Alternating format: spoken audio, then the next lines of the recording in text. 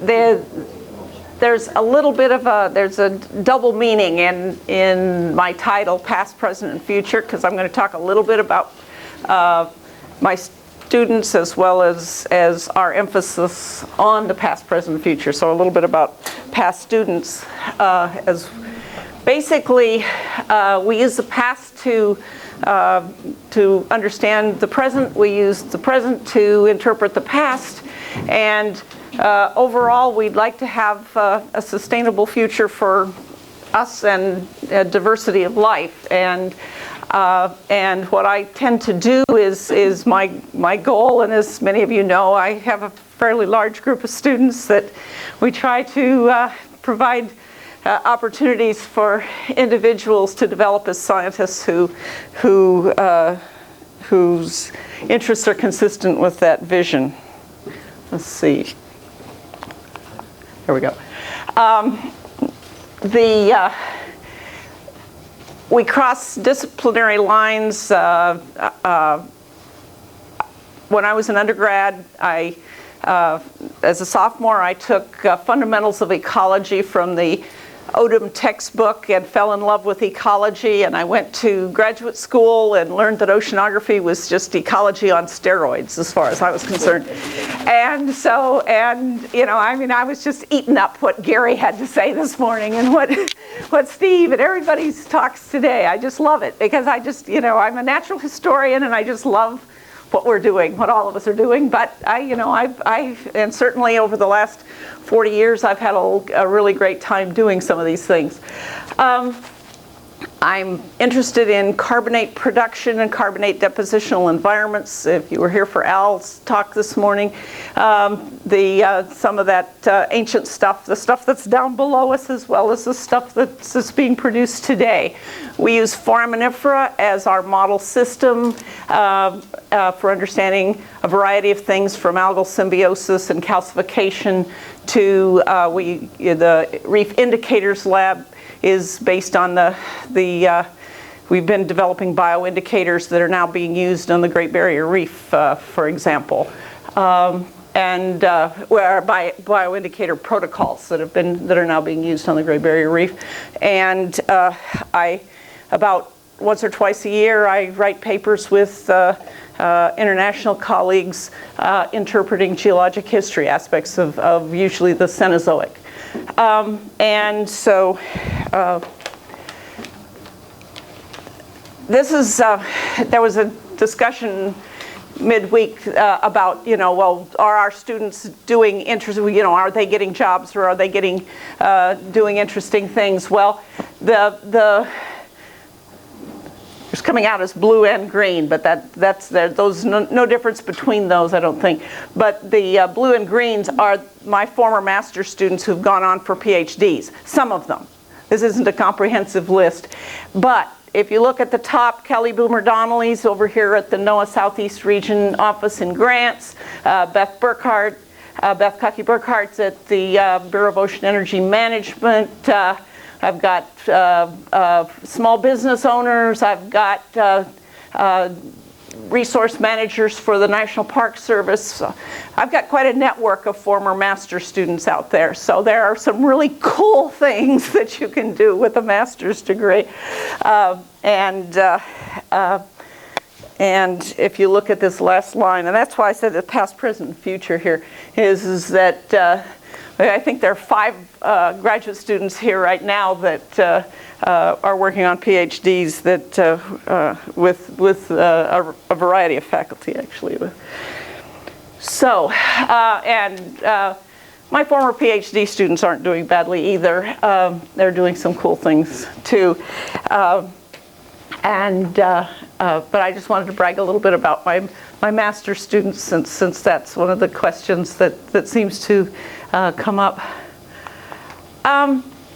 My current students are working on things ranging from the biology of forams to improving paleoenvironmental or paleoceanographic proxies, and a number of students are working on actual reef building, key species of reef building corals and issues associated with corals, not forams. And thanks to the retirement of Norm Blake and other people actually, and my acquisition of several bivalve related students, Mike Drexler, Bridget McCrickard, and some others. We've expanded into the oyster realm, or not just the oysters, but in the bivalve realm. So here's our accomplishments for 2012. There were three master's theses, one on oysters, one on lobsters, and one on forams. So we span a range of things. These are some of our highlights for 2012. Adrian George got several accolades.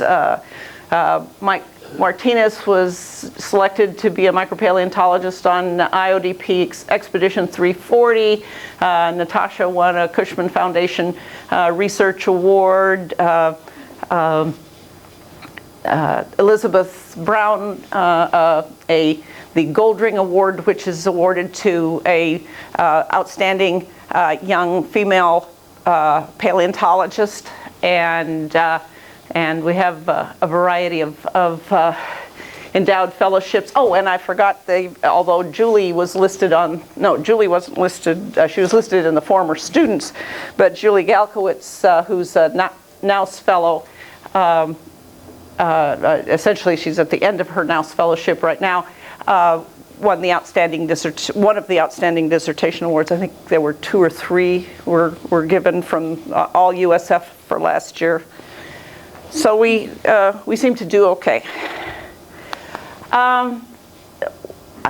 This is what I'm hoping for. I'm hoping to attend several commencement, or at least one commencement ceremony in the spring, but probably it'll be more than one. But these are who I'm hoping will graduate in the very near future. And Nolan was one of my adoptees from the Blake group. And I don't have a very good picture of him, so I went on the web and found found pictures of what he's working on.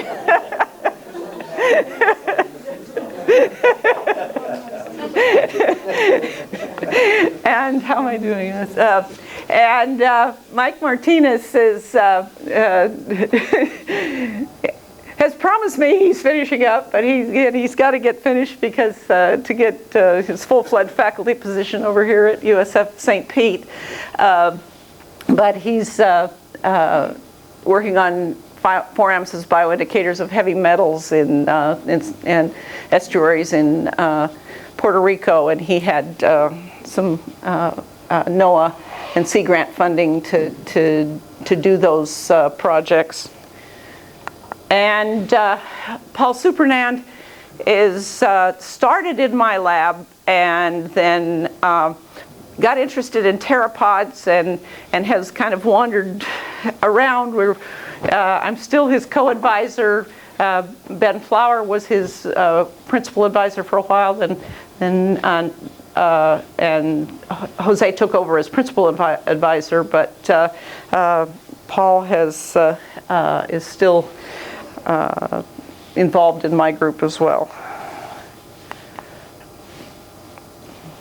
So my latest adoptee is Elizabeth, and during her thesis research she observed some distinct morphotypes in one of the common foram proxies, and she found that there were chemical as well as physical differences that were not previously reported from the Gulf of Mexico. When I was in Bremen and Bremerhaven, Germany, at a workshop or at a meeting that I have to go to each year for 3 years, I was talking with 2 different groups there who are very, very interested in collaborating and have invited Elizabeth to work, and we've applied for funding to do that, so we're hoping she gets to go. We're hoping not to see Elizabeth next year, that she'll be in Germany, if all goes well. Adrian does just amazing things. She was on the was it the Oikos in May of last year. Then she got this NSF EPSI fellowship to work in Taiwan for the summer, and is hoping to go to China this coming year. And she's working on exploring the signs and prevalence of coral diseases. She started out, she did her master's in collaboration with the Florida Aquarium. And this is our this is my highlight in all the highlights. I mean, we've got a really great group.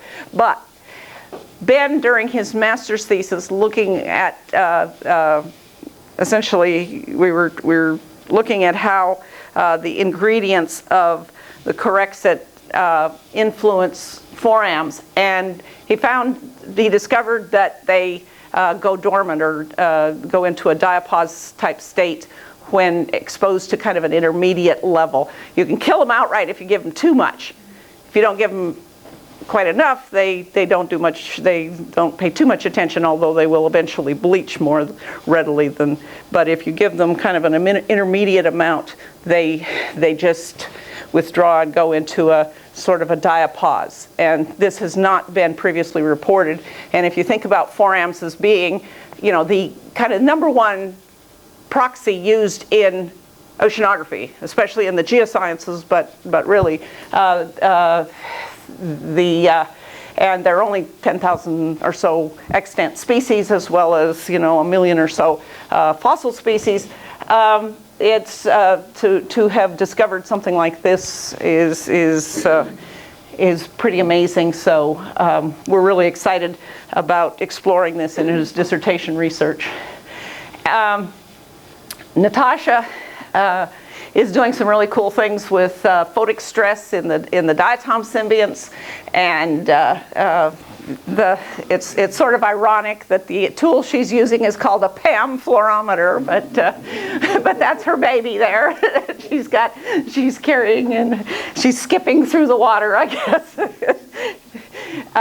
And as I said, the Josephine Cushman, the Cushman Foundation is the International Foundation for Foraminiferal Research, and she won one of the research awards. They give 3 to students from around the world each year.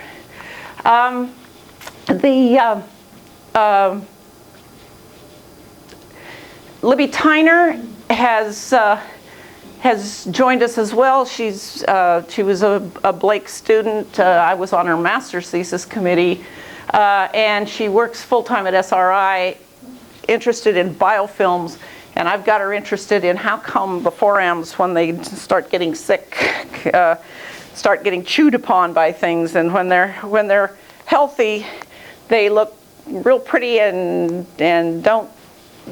almost nothing will be on their shell if you look at them under the SEM. And this individual was actually alive when we dropped it in some distilled water and put it on an SEM stub and looked at it under the SEM. And what's happened here is that the shell is weakened and the whole outer row of chambers has been chewed off by something. Basically, my whole lab studied foram bleaching throughout the 1990s, and we've been working on it off and on. And that's also related to the photic stress issue that are very much involved with the photic stress issue that Natasha's working on. So Katie Wirt is her dissertation is in collaboration with Florida Fish and Wildlife. She's working with the GIS team over there, updating the critical habitat maps for the Acropora species, and as a prototype, because a number of other species are have just recently been listed, or in the process of being listed as threatened, and so these habitat maps that she's developing and testing and risk assessment, or not risk assessment, what's the term? Anyway, she's trying to decide, what how much effort is worthwhile in terms of the degree of upgrading these or creating these additional layers to target your management strategies. Her master's thesis paper has just been, was accepted in December for applied geography, so she's got her first peer-reviewed publication. In another FWRI, Lucy Sprung-Bartlett has, she's working with the coral team, and she's looking at the stony coral versus octocoral recruitment. It's part of the phase shift or community shift that's going on in the reefs in the Florida Keys as the corals have died, as the stony corals have died back. The octocorals seem to be proliferating, and that's specifically the hypothesis that Katie is testing, or that Lucy is testing on patch reefs that showed substantial dieback from the 2010 cold event versus ones that didn't show much die-off during the 2010 cold event. And she's looking at a series of patch reefs and comparing the octocoral and stony coral recruitment. Chris Netchie, another full-time FWRI and reef person, or coral person, and a part-time student is, Chris is a taxonomist extraordinaire, and she is working with the museum specimens. She was with the museum collection. She's recently moved to the coral team, or is in the process of moving to the coral team.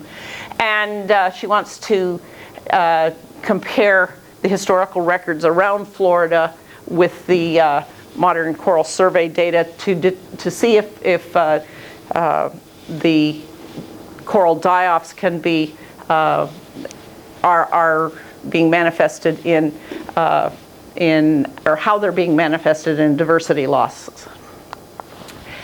And among my master students are Butch Ringelspa, who is the curator for exhibits at the Pier Aquarium. He's designed and constructed aquaria that are over in the in KRC that they're custom designed systems to do ocean acidification experiments using corals, particularly Acropora species. And last but not least is Heidi Toomey, who is also using chlorophyll fluorescence. The difference is that she's working on the chlorophyte-bearing forams as opposed to the diatom-bearing. The ones we have spent the most effort on are the diatom-bearing forms. But there's a whole group of chlorophyte-bearing foraminifera that have had very, very little biological work done on them. And Heidi's an ARCS fellow and a really terrific diver, and hopes to defend this semester. In fact, I strongly anticipate that she will be graduating this semester. So what's next? Where do we want to go? Well, if I wasn't here, I'd be working on my research proposals to I'm doing a proposal to NSF that's due next week to explore Ben Ross's discovery of dormancy in forams. That's a critical thing to be. We just got to find some funding to support that project, because it's just I think that's it should be or not mine, Ben's science or nature paper. And then I've got a couple of dream projects that most of the time I just advise students and and go to meetings. But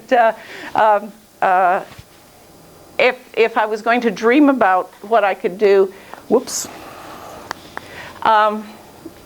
there are two things that, one would be the diatoms produce lipids, as their storage product, and tend to be lipid rich. And symbionts are designed, if you will, to excrete most of their photosynthate. So most of what they fix, they're designed to excrete to their host. And in the host suppresses their frustule formation as well. So they should have extremely good potential, or at least with genetic engineering, maybe some of their qualities could be put into some other kinds of algae that would allow essentially photosynthetic production without a lot of photosynthetic growth, or without a lot of algal growth. And that's the key thing, because they're designed to excrete their primary production, not to grow with their primary production. Well, they'll grow if you give them plenty of nutrients, but nutrient starved. They're designed just to photosynthesize and excrete their photosynthate to their host. And a completely different project, but one that's tied into my more geologic interests, is the whole issue of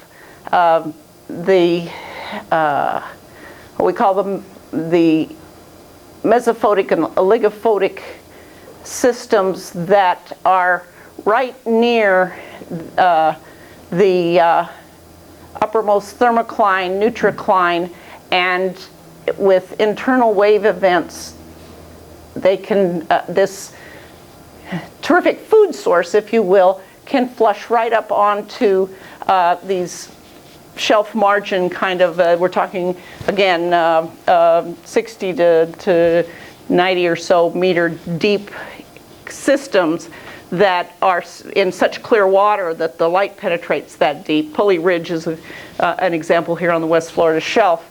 And there's got to be some interesting pumping of more CO2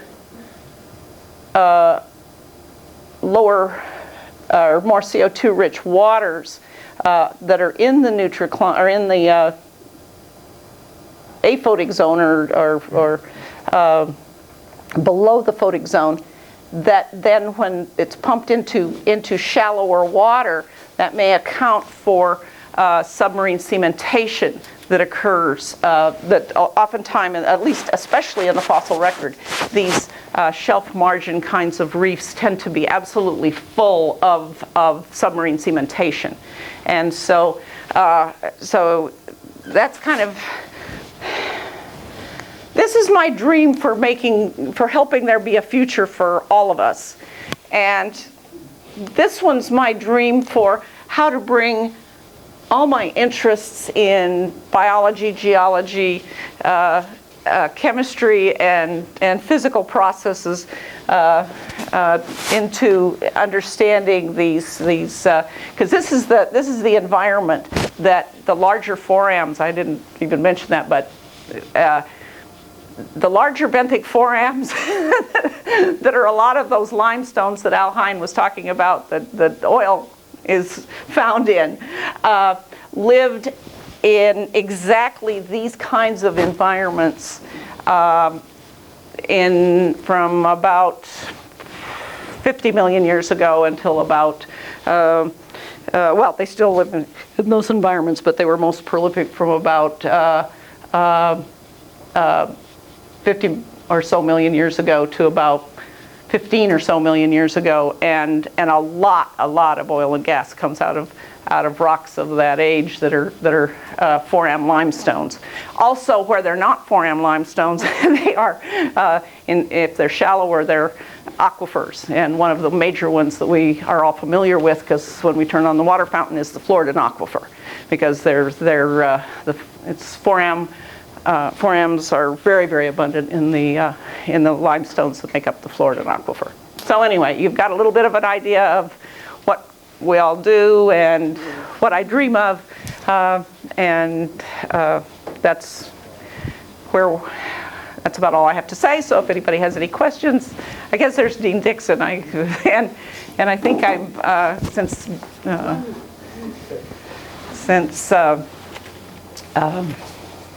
Mark went a little over, I think I wasn't too much over. Yeah. You're not over. You're 5 minutes under. Oh, okay. Bob had a question. What are the certain chemicals in Dan's research? Oh, what were the chemicals? He actually, the two chemicals that he used were both alcohol. I just went blank. Propylene glycol was the not, and it's in hand lotion. You know, I mean, it's a very common chemical. And the other one was, what was the? Butoxyethanol? Butoxyethanol. Oh, right. And the thing was is that we thought, because the initial experiments were with propylene glycol, and maybe it was just because it was such a benign chemical. But then he used the butoxyethanol, which is at least an order of magnitude more toxic, and they did the same thing. It just did the concentrations that caused them to go dormant was an order of magnitude less. Thank you. We have time for one or two questions. Any other questions?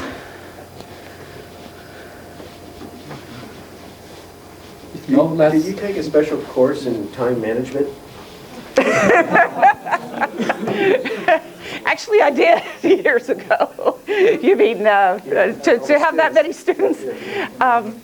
Actually, Jose, Gabe Vargo, Ted Van Vliet, and myself, and I think Al Hine too, have all, and I'm sure Bob too, over the years, have all been on at least 100, something like 100 committees in our long careers. And so, and about half of the committees I've been on were my own students, and the other half were other people's students. But you know, one of the things is that I really kind of emphasize, we've de-emphasized master's students to some degree. The university wants us to de-emphasize, and yet, you know, I really, you know, and some people say, well, that's what everybody's good at master's students. Well, I'm not so sure that's true, having rescued a few over the years. But I really am. That is what I'm best at, you know, because maybe I mother the PhD students too much. I don't know. You can ask them. But I do have quite a few PhD students right now, and not so many masters. Any other questions? There's no more. Let's thank Dr. 2 years ago. The interview was all about my extensive academic experience, and I had to give a talk about the different academic qualities that they would judge me on. And frankly, nobody here has any idea of what I do. So I'm really in favor of doing these talks. Now, what I do is really, it belongs in a marine institute because I study submarine volcanoes, and I'm looking at the links between subduction and ocean island volcanism. But nobody in this college does any research anywhere near what I do. So my closest colleague at USF is Jeff Ryan, who's chair of the geology department. Given that, I'm going to start out with background. And hopefully in the beginning, it's like all familiar with what you learn in geological oceanography. And then I'm going to start getting into more detail, and I'm going to lose people. And then I'm going to get into the details of what I actually do. I'll probably lose most of you. And then I hope to bring you all back in at the end. So if I start to lose you, don't panic. And I have a couple of props with me.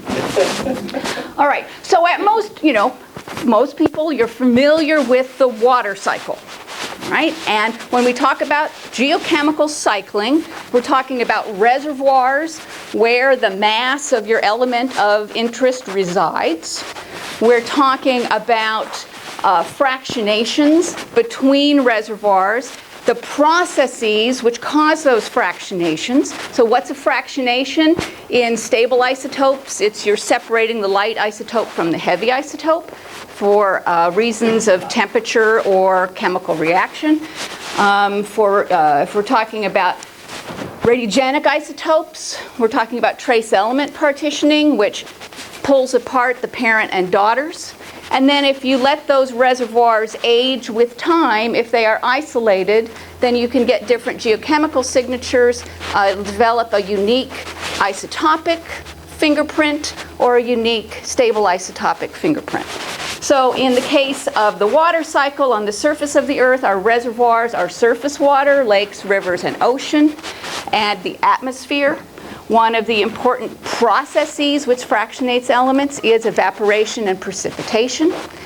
During that fractionation, the light isotope prefers to be in the atmosphere, leaving the heavy isotope behind. And then when you rain, you're raining out the heavy isotope. And so with time, you develop a reservoir of ice that is light, which adds and subtracts from the oceans, giving us stable isotopic variations in the composition of the ocean as a function of the volume of different reservoirs, including ice. So everyone's with me so far, right? Okay, good. So this is my water cycle. And instead of time scales of days, months, years, decade, millennial, my time scales is billions of years. All right. My reservoirs include rocks in the crust, and that's oceanic crust and continental crust, the mantle, and my processes of fractionation are the generation of melt. And so I'm interested in what's the water cycle, what's the long time understanding evolution of water and carbon in the mantle. So the stuff coming out, the flux out, are the magmas. Mid-ocean ridge volcanism, oceanic island volcanism, arc volcanism. The flux into the reservoir is what goes back down, what gets stuffed back down by the subduction process. And understanding the fractionations that happen during melting and during subduction will allow us to identify different reservoirs that have different geochemical fingerprints that evolve in time to give us characteristic radiogenic isotopic fingerprints. Are we good so far? Okay. So, my main research is what is the carbon and water concentration in the mantle? How does it evolve with time? Who gives a shit? Isn't this all esoteric? Well, actually, without plate tectonics, you don't have life. Volcanoes, water, those are the basic building blocks in a planetary sense for the evolution of life.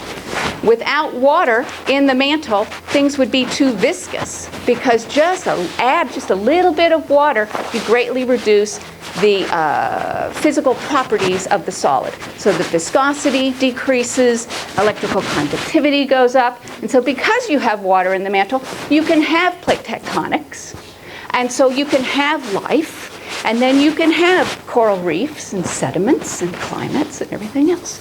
So it is a fundamental, and if you're a paleoclimate person, it is that flux of CO2 that is the background flux of carbon into the atmosphere. So if you want to know about ore deposits, you want to know about volcanism, you want to know will volcanoes explode or not explode? Should you live next to this volcano? Should you not live next to this volcano? Why do we have plate tectonics? Why do planets have life? That's my research feeds into that. But mostly it's more esoteric. Okay. So the major fractionations that I am concerned about are melting, which is the flux out of the mantle. And during that melting, and I'll go into a little bit more detail, certain elements get concentrated in the melts, certain elements preferentially get left behind, and that leaves us a chemical fingerprint of the mantle that has melted or has had melt added. And so the partitioning of interest is when you have a silicate melt in equilibrium with a mantle assemblage. What is the equilibrium in terms of the partitioning of elements? And okay, geological, oceanography, class, quiz. The mantle is made out of what? David? Prototype. Thank you. Okay. Peridotite is made up of? Olivine, amphiboles. No. If there's water. What's an amphibole without water? Kerosene. Pyroxene. Good. So it's mostly olivine, pyroxene, which comes in two flavors. The flavor that has calcium is clinopyroxene because it's big and it torques the structure. The flavor without calcium is orthopyroxene. Okay. So we're looking at the why do we get melting and how do elements partition when you get melting, and then that goes up and becomes the crust, or what I refer to as the scum. Okay. And then we generate oceanic crust, and then we let it interact, and it's fairly dry. We let that interact with seawater as plate tectonics moves the oceanic crust across the seafloor inexorably towards the subduction zone. It's sucking up water. You think about that oceanic crust, and what's the oceanic crust made out of, David? Basalt. Basalt, okay. So that's when you melt the mantle, you get a basaltic magma, it turns into basalt or gabbro. Felt relatively dry, it's a sponge, it's sucking up water, sucking up water, sucking up water. You add water to olivine, what do you get? Somebody else other than David? Serpentine, it can hold up to 11% water. And then you're going to take that now wet sponge to the subduction zone, and then you're going to stuff, and it has sediments on it, combination of all the different pelagic and carbonate and all sorts of things. Okay, it's got sediments on it. And then you're going to stuff it back down. So we have stuff that crystallized from hot magma. It sucked up water, and now we're going to stuff it back down into the garbage chute called subduction zones, and then we're going to dehydrate it. So this oceanic crust at very different pressures and temperatures, different lithologic components in that package of the subducting oceanic lithosphere will dehydrate. During that dehydration, we have equilibrium between the rock and a hydrous fluid. Elements partition differently than they do when the equilibrium is between a silicate melt and a silicate rock. And we'll go into what those differences are. Once you generate a chemical fractionation by a process that you understand, and you keep it isolated and you let it evolve, you can evolve into different radiogenic isotopic compositions that you can then use as a tracer. The big difference, and when you're a biologist, you talk about conservative tracers and non-conservative tracers. So a biologist, raise your hand, what's the difference between a conservative tracer and a non-conservative tracer? Oh, come on. Jose. Depending on what sort of a tracer you were looking at. Give me just, in some tracers. I'm not a biologist, but I'd Okay. say one's conservative and the other one's not conservative. Right. Excellent answer. Excellent answer. This is actually the physics question, not biology. Okay, so Conservative are good ones, non-conservative, Okay. biology mucks up. that's right. The biology mucks it up. They're involved in the process. And so the conservative tracers are one that are not modified by the various processes that are going on. The non-conservative tracers are the ones that are modified by various processes that are going on. So you have to understand the process that caused the fractionation, and then the process as the system is evolving that then changes those tracers. Difference is one satisfies conservation equation and another one doesn't. Another excellent answer. Okay. Volatiles are a little different, and I gave you a hint because, oh, you got it unwrapped. Okay, good. If you add a little bit of water, you're going to be able to generate a lot more melt. And clearly the amount of water and what minerals it's in controls the dehydration process. So understanding the volatiles is not only as volatiles as a tracer, but volatiles as an active participant and control on the processes. So it's doubly important to understand their variation. And I do my work on mid-ocean ridge basalts and oceanic islands, and I get to go to lovely places. All right, so class project. Where do volcanoes occur? Steve. Okay, mid-ocean ridges. hot spots and subduction zones. Okay, which tectonic environment has volcanoes that tend to explode? Subduction zones. Okay, subduction zones are where most of the hazards are. Okay, so why do we have volcanoes in these different tectonics environments?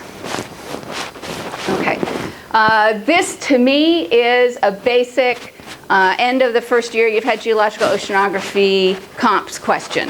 Maybe not so much here, but everywhere else where I've been. Why does melting occur?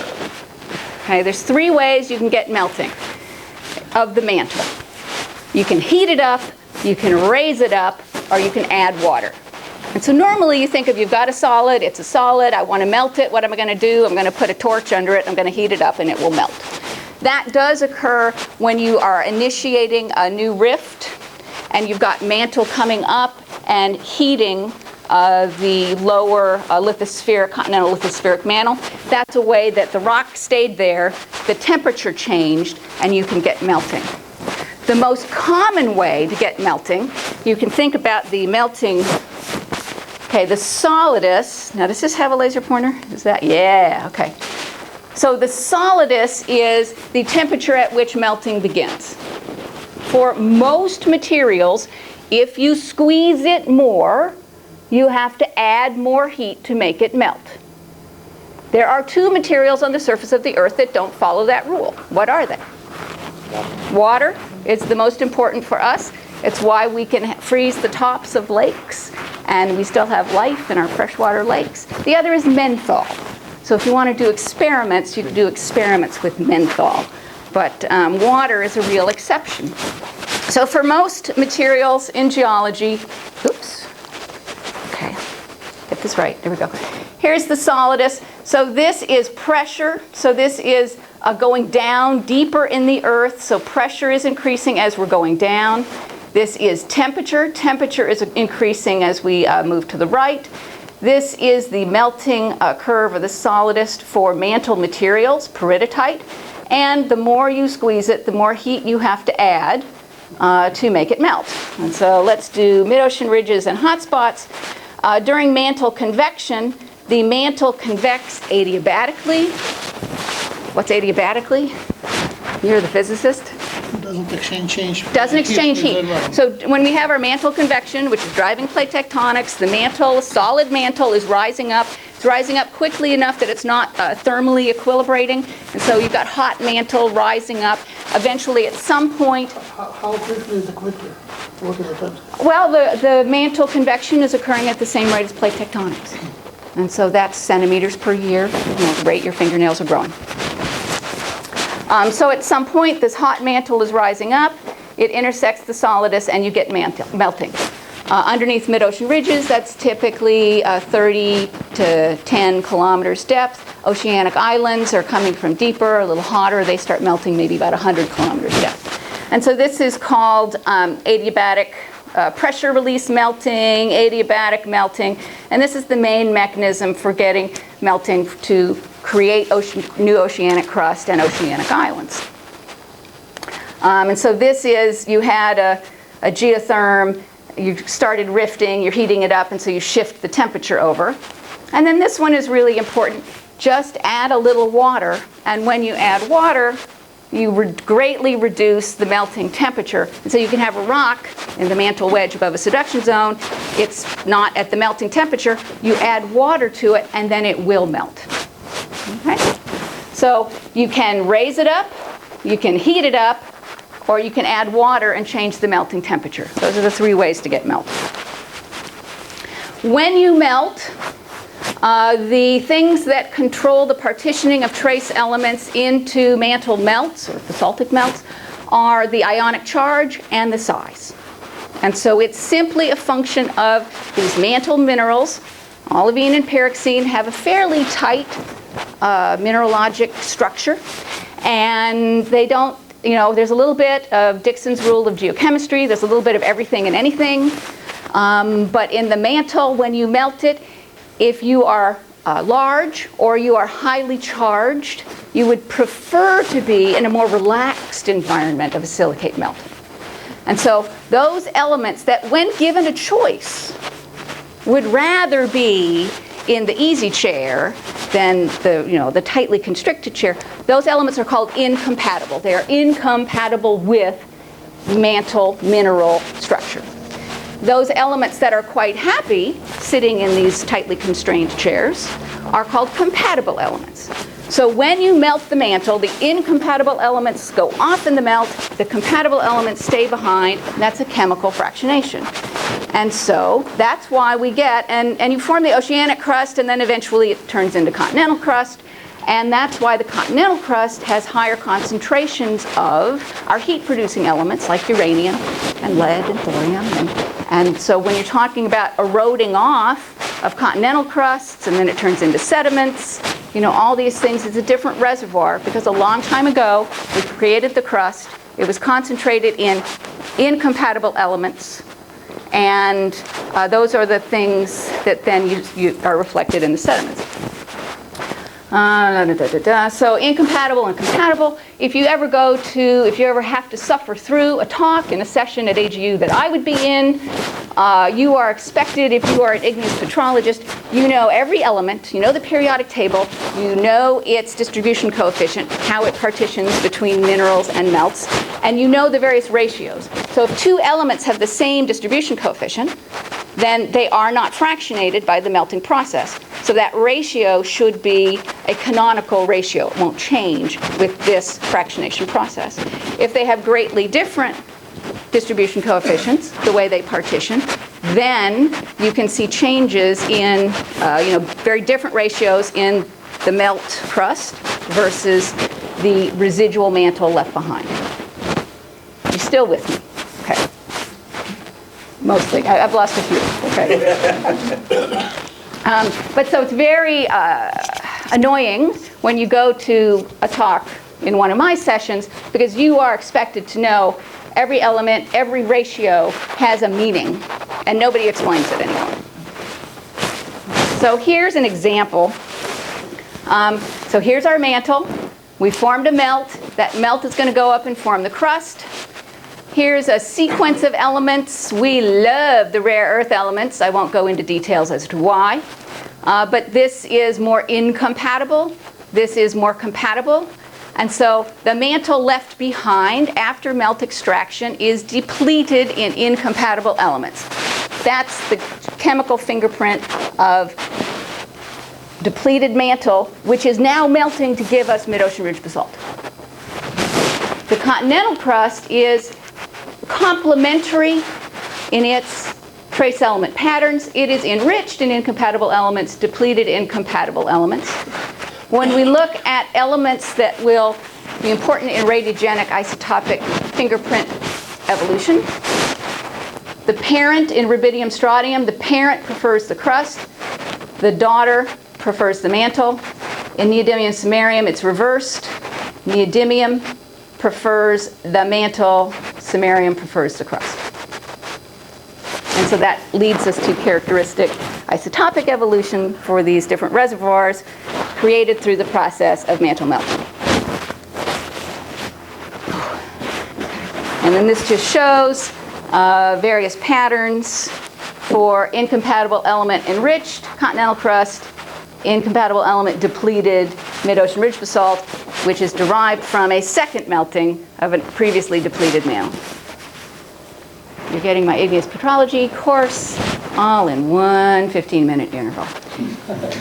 And these are the elements that we love to play with in terms of radioactive decay schemes: rubidium strontium, samarium neodymium, uranium lead, thorium lead, with half-lives all either greater than or close to the age of the Earth. And so they decay away. And all of you should know, how many half-lives do you see a good signal if we're talking about radioactive decay? 5, 6, 4, 5. And so we are clearly, if we have a fractionation caused by melting or caused by subduction, we're clearly in the time frame for these that we can see changes in evolution of the isotopic composition.